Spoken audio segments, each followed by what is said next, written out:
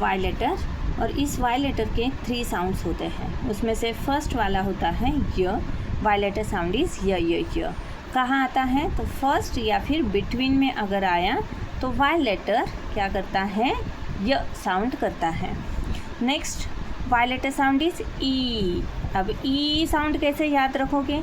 तो बहुत सारे लेटर्स के बाद वाई लेटर जब लास्ट में आता है तो वो ई करके रोता है। और इसके लिए एग्जांपल है जैसे हैप्पी, जैसे ह ए प प, ये बहुत सारे लेटर्स हैं, उसके बाद वाई लेटर आया है इसलिए वो ई करके रोता है। ह ए प प ई, हैप्पी, है ना। उसके बाद सॉरी, ऐसे बहुत सारे वर्ड्स आपको मिलेंगे कि बहुत सारे साउंड्स के बाद वाई लेटर लास्ट में है इसलिए वो ई करके रोता है। नेक्स्ट साउंड है Y letter sound is I. Y letter sound is I. अब ये याद रखने के लिए इजी तरीका ये है कि सिंगल साउंड के बाद वाई जब भी आता है तो वो आई साउंड करता है। फिर से एक बार सुनना है, सिंगल साउंड के बाद वाई जब भी आता है तो वो आई साउंड करता है। फॉर एग्ज़ाम्पल यहाँ पे हम लिखेंगे MY BY और आगे मैं लिख रही हूँ SHY। ओके, अब यहाँ पे आप समझ सकते हो कि M ये सिंगल साउंड है और उसके बाद Y आया है इसलिए म आई माय होगा, या फिर B ये सिंगल साउंड है और उसके बाद Y आया है इसलिए ब आई बाय होगा।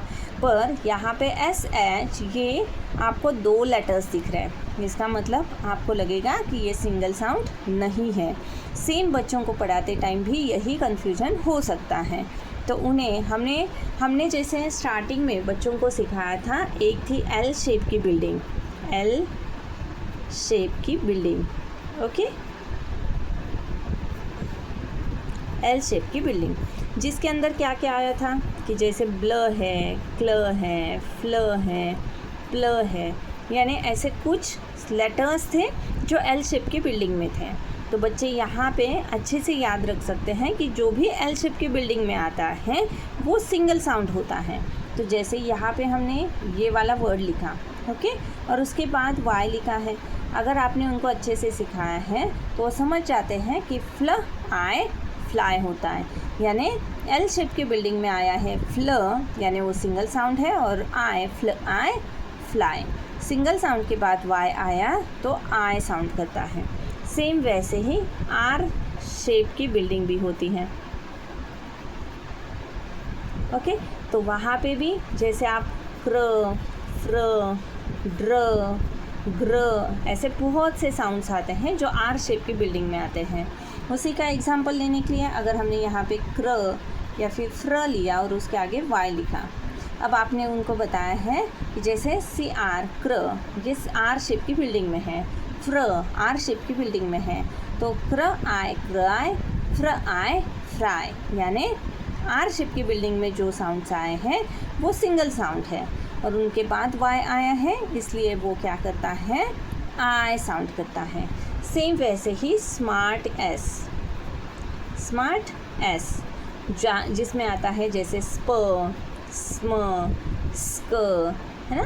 तो इस टाइप के जो साउंड्स आते हैं वो स्मार्ट S में आते हैं, और उसके बाद भी जब भी Y आता है तो वो आई करता है, क्योंकि स्क ये सिंगल साउंड बना, स्क I sky, okay. And last one है H ब्रदर्स, 5 H ब्रदर्स होते हैं,